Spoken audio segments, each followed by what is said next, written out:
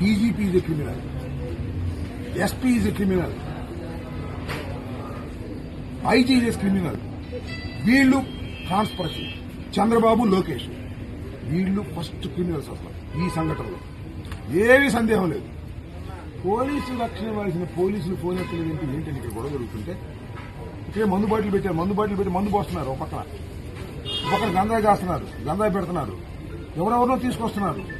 ఏంటి ఇంత law and order fail అయిపోయి ఒక మాజీ మంత్రి ఇంటి మీద దాడి జరుగుతుంటే 7 గంటల సేపు నిద్రపోతారా పోలీసులు అని అడుగుతా ఉన్నా.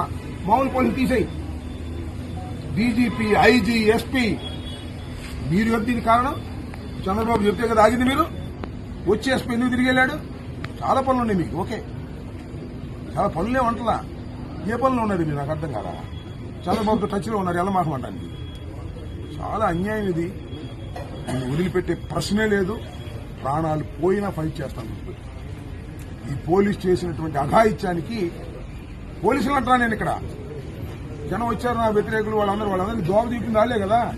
పోలీసుల రక్షణగా ఉంటే ఏం చేస్తాం? దీని నుంచి ఖచ్చితంగా రాష్ట్ర ప్రజానీకం వ్యవస్థలు ఏ విధంగా తయారవుతుందో దీనికి సమాధానం చెప్పే రోజు వస్తుంది. దీన్ని వదిలిపెట్టే ప్రశ్న లేదని కూడా ఈ సందర్భంగా చెప్పాలి. పోలీసులే క్రిమినల్స్ అయితే దొరకేది ఏం చెప్పాలి దీనికి?